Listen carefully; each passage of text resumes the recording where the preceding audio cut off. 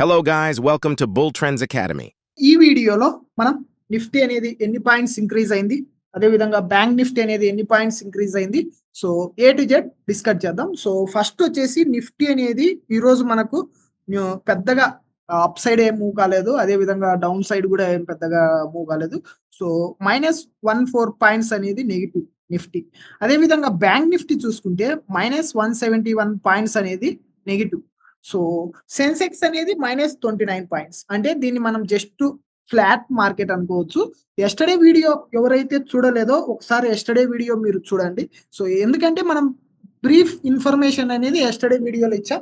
So yesterday మనం ఏం చెప్పుకున్నాం, సో ఈ రోజు ఏదైతే ఇక్కడ ప్యాటర్న్ ఫామ్ అవుతుంది, మాక్సిమం ట్రయాంగిల్ ప్యాటర్న్ ఉంటుంది అని చెప్పామా ఎస్టర్డే.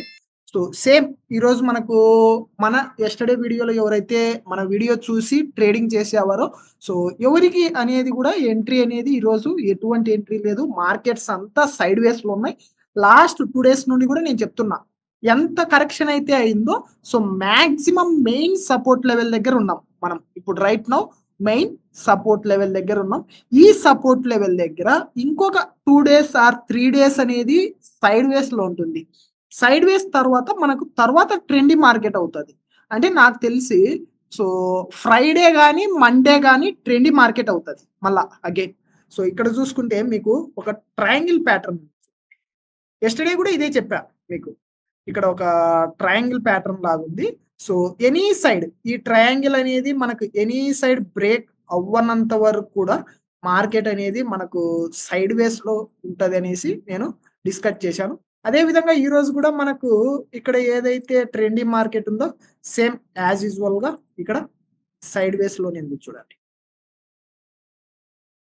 పూర్తిగా మార్కెట్ అంతా మనకు ఒక సైడ్ వేస్ మార్కెట్. సో ఇది ప్యాటర్న్ ఏదైతే ఎస్టర్డే మాట్లాడినామో ట్రయాంగిల్ ఎనీ సైడ్ మనకు 22,970 బ్రేక్ అవ్వాలి అప్ సైడ్.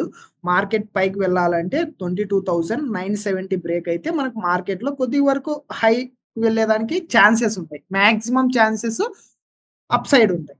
అదే విధంగా మనకి ఇక్కడ ఏదైతే ఇక్కడ ఒక స్వింగ్ వస్తుందో, ఈ స్వింగ్ అట్లీస్ట్ ఈ స్వింగ్ బ్రేక్ అవ్వాలి, లేదు అంటే ఈ లో అన్న బ్రేక్ అవ్వాలి. సో మనకు డౌన్ సైడ్ వచ్చేసి 22,850 బ్రేక్ అయితే డౌన్ సైడ్ మనకు మార్కెట్ అనేది కొద్ది వరకు పడిపోయేదానికి ఛాన్సెస్ ఉంటాయి, మాక్సిమం ఛాన్సెస్.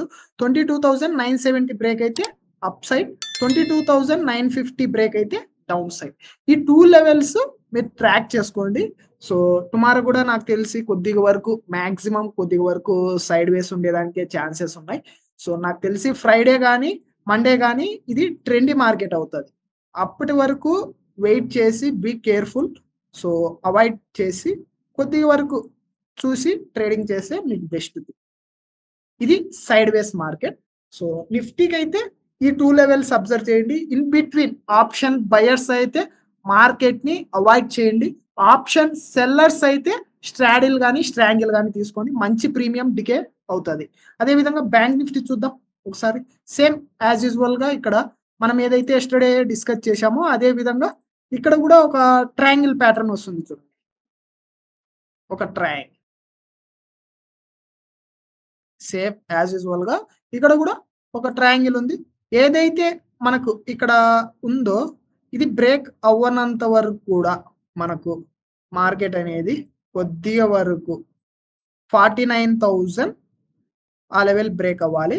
అదే విధంగా అట్లీస్ట్ ఈ స్వింగ్ బ్రేక్ అయితే మనకు డేస్ లో వరకు వస్తుంది. సో ఇక్కడ అదే విధంగా ఇక్కడ, సో ఇక్కడ ఏదైతే ట్రయాంగిల్ ప్యాటర్న్ వస్తుందో మనకు ఇక్కడ ట్రయాంగిల్ ప్యాటర్న్ ఉంది కదా, ఈ ట్రయాంగిల్ ప్యాటర్న్ లో మనకు అప్ సైడ్ వచ్చేసి 49,293 బ్రేక్ అవ్వాలి.